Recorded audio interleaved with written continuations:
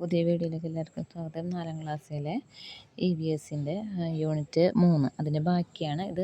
ഒരു പിക്ചറും മാച്ചായിട്ട് ചേർക്കാനാണ്. പക്ഷിയുടെ ചുണ്ടിനോട് അനുയോജ്യമായ കാലുകളൊക്കെ ജോയിൻ്റായിട്ട് വരച്ച് ചേർക്കാനാണ്. ഓരോ വര അങ്ങോട്ടും വരച്ച് ചേർക്കുക. ഫസ്റ്റത്തെ നമ്പർ ചെയ്യും. ഫസ്റ്റത്തെ ഇത് താറാവിൻ്റെയാണ്. അതിൽ നിന്ന് ഏറ്റവും ലാസ്റ്റത്തേക്ക് ജോയിൻ്റ് ചെയ്യുക. ഇനി അടുത്തതായിട്ട് where can we see birds, നമുക്ക് എവിടെയൊക്കെയാണ് പക്ഷികളെ കാണാൻ പറ്റണേന്ന് നോക്കാം. Near the pond, on the branches of tree, in the fields, on the holes. What are their features, പക്ഷിയുടെ സവിശേഷതകൾ എന്തെല്ലാമാണ്? Not all birds have the same body structure. Some have long pointed beaks and long legs. Collection of food and movement are related to the body structure of birds. എല്ലാ പക്ഷികളും ശരീരഘടന ഒരുപോലെയല്ല. ജലമുള്ള സ്ഥലങ്ങളിൽ ഇരതേടുന്ന പക്ഷികൾക്ക് അവരുടെ തൂവലുകൾക്ക് എണ്ണമയം ഉണ്ടായിരിക്കും. ചിലതിന് നീണ്ട കൂർത്ത കൊക്കുകളും നീണ്ട കാലുകളുമുണ്ട്. ആഹാര സമ്പാദനവും സഞ്ചാരവും പക്ഷികളുടെ ശരീരഘടനയുമായി ബന്ധപ്പെട്ടിരിക്കുന്നു. ബേഡ്സ് ആൻഡ് ദെയർ നെസ്റ്റ്, പക്ഷികളും പക്ഷികളുടെ കൂടുകളും തമ്മിൽ വളരെ വ്യത്യാസമുണ്ട്. അപ്പോൾ നോക്കാം. Shape, places where they are found, materials used for construction, climate, reproduction. കൂടുകൾ കാണപ്പെടുന്ന സ്ഥലം വ്യത്യാസമുണ്ട്. ആകൃതിയും കാലാവസ്ഥയും വ്യത്യാസമുണ്ട്. പ്രത്യുൽപാദനവും അത് വ്യത്യാസപ്പെട്ടിരിക്കുന്നു. കൂട് നിർമ്മിക്കാൻ ഉപയോഗിക്കുന്ന വസ്തുക്കൾ തമ്മിൽ നല്ല വ്യത്യാസമുണ്ട്. എവിടെയൊക്കെയാണ് പക്ഷികൾ കൂട് നിർമ്മിക്കുന്നത്? മരത്തിൻ്റെ പൊത്തിൽ കൂട് വയ്ക്കും, മാളത്തിൽ, മരത്തിൻ്റെ ശിഖരങ്ങൾക്കിടയിൽ, പാറയിടുക്കിൽ, പിന്നെ ഇലകളൊക്കെ കൂട്ടി വെച്ചിട്ടുണ്ടാക്കും. കെട്ടിടങ്ങളിലൊക്കെ വിടവുകളിൽ, തെങ്ങോലയുടെ തുമ്പത്തൊക്കെ കൂട് വയ്ക്കും. തറയിലുണ്ടാക്കിയ ചിലപ്പോൾ കുഴികളിലൊക്കെ പക്ഷികൾ കൂട് നിർമ്മിക്കുന്നു. പിന്നെ പക്ഷികളുടെ മുട്ടകളും വ്യത്യാസമുണ്ട്. കോഴിമുട്ടയും കാടക്കോഴിയുടെ മുട്ടയും, എമു, താറാവ്, ഒട്ടകപ്പക്ഷി. In what ways to birds eggs difference, അത് മുട്ടകൾ ഏതെല്ലാം രീതിയിലാണ് വ്യത്യാസപ്പെട്ടിരിക്കുന്നത് പക്ഷികളുടെ നോക്കാം. വലിപ്പം, ഷേപ്പ്, ആകൃതി, സൈസ്, കളറ്, നമ്പർ, പിന്നെ വരകളും പാറ്റേൺസും. എന്താണെന്നറിയോ? ഈ വലിപ്പം, ചില ഹമ്മിങ് മുട്ടകളൊക്കെ ചെറുതായിരിക്കും. ഒട്ടകപ്പക്ഷിയുടെ എന്ന് വെച്ചാൽ വലിയ മുട്ടയായിരിക്കും. പിന്നെ മുട്ടകൾക്ക് വ്യത്യസ്ത ആകൃതി ഉണ്ടാവും. ചിലത് വൃത്താകൃതിയും, ചിലതൊരു കോർത്തതായിട്ടുള്ള ഒരു ഓവൽ ഷേപ്പ് ഉണ്ടായിരിക്കും. പിന്നെ ചിലത് പല കളറുണ്ടാവും. നീല, വെളുപ്പ്, തവിട്ട് നിറമൊക്കെ ആയിട്ടുള്ള ചില പക്ഷികളുടെ മുട്ടകളും അങ്ങനത്തെയുണ്ട്. ഇനി ദേശാടന പക്ഷികൾ, മൈഗ്രേറ്ററി ബേഡ്സ് ഏതൊക്കെയാണെന്ന് നോക്കാം.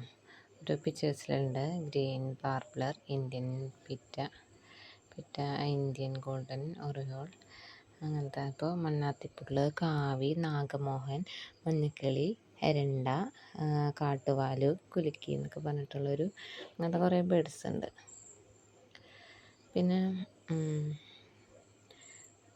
ദേശാടന പക്ഷികൾ എന്ന് പറഞ്ഞാൽ എന്താണെന്ന് നോക്കാം. Some species of birds migrate from one place to another in large numbers to escape from adverse weather conditions, to obtain food, and for breeding. When the weather becomes favorable, they return. Such birds are called migratory birds.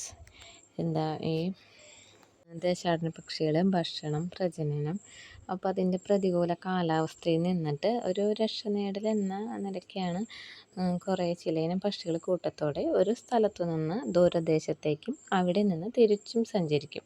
ഇത്തരം പക്ഷികളാണ് ദേശാടന പക്ഷികൾ. ഇനി കേരളത്തിൽ കാണുന്ന ദേശാടന പക്ഷികളാണ് കരിങ്കാലിക്കിളി, Siberian കൊക്ക്, ചൂളക്കാക്ക, തവിട്ടുതലയൻ, കടൽക്കാക്ക, ചിത്രക്കൊക്ക് എന്നിവ. ഇനി പക്ഷികളും പരിസ്ഥിതിയുമായിട്ട് ബന്ധമുണ്ട്. How are birds beneficial to the environment, പക്ഷികളെ കൊണ്ടുള്ള പ്രകൃതിക്കുള്ള ഉപകാരങ്ങൾ എന്തൊക്കെയാണ്? സീഡ് ഡിസ്പേഴ്സൽ, വിത്തുകളുടെ വിതരണം, പിന്നെ പരാഗണം, നമുക്കിനി ക്ലീനിങ് ചുറ്റുപാടൊക്കെ വൃത്തിയാക്കുന്നു, ഭക്ഷണം നൽകുന്നു, നമുക്ക് ഹാപ്പിനെസ്സാണ്, കീടങ്ങളെ നശിപ്പിക്കുന്നു. ഇതൊക്കെ പക്ഷികളെ കൊണ്ടുള്ള ഉപകാരങ്ങളാണ്. In search of drinking water.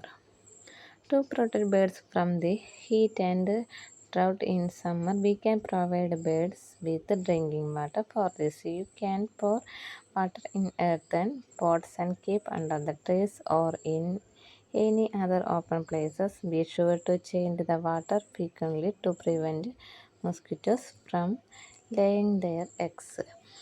കിളികൾക്ക് വേണ്ടിയിട്ട് ഭക്ഷണത്തിനും വെള്ളത്തിനുമായിട്ട് വെള്ളമൊക്കെ കൊടുക്കാനായിട്ടൊരു പാത്രങ്ങളിൽ അങ്ങനെ വെള്ളം വയ്ക്കുക. പിന്നെ അത് ഇങ്ങനെ കൊതുകൊക്കെ വരുമ്പോഴേക്കും അത് ഇടയ്ക്കിടയ്ക്ക് വെള്ളം മാറ്റി കൊടുക്കുകയും വേണം. ഈ വേനൽക്കാലം ആകുമ്പോൾ ഒട്ടും കിളികൾക്കൊന്നും വെള്ളം കിട്ടാത്ത അവസ്ഥ വരും. അപ്പോൾ നമ്മൾ ഒരു വീട്ടിൽ കിളികൾക്ക് വെള്ളം വെച്ച് കൊടുക്കണം. ഇനി വംശനാശ ഭീഷണി നേരിടുന്നതിനുള്ള കാരണങ്ങൾ എന്തൊക്കെയാണ്? വ്യവസ്ഥയുടെ നാശം, വനനശീകരണം, കീടനാശിനികളുടെ ഉപയോഗം, മനുഷ്യൻ്റെ സാമീപ്യം, ഭക്ഷണ സാധനങ്ങളുടെ ലഭ്യതക്കുറവാണ് ഈ വംശനാശ ഭീഷണി നേരിടുന്നതിനുള്ള പ്രധാന കാരണങ്ങൾ. വംശനാശ ഭീഷണി നേരിടുന്ന പക്ഷികളെക്കുറിച്ച് അതിൻ്റെ വിവരങ്ങൾ ശേഖരിച്ച് വയ്ക്കുന്നതിനാണ് റെഡ് ഡാറ്റ ബുക്ക് എന്ന് പറയുന്നത്. ഡോക്ടർ സലീം അലി, ഇന്ത്യയിലെ ഏറ്റവും വലിയ പക്ഷിസ്നേഹിയായിരുന്നു ഡോക്ടർ സലീം അലി. പക്ഷികളെക്കുറിച്ച് ധാരാളം പുസ്തകങ്ങളൊക്കെ അടങ്ങിയിട്ടുണ്ട്.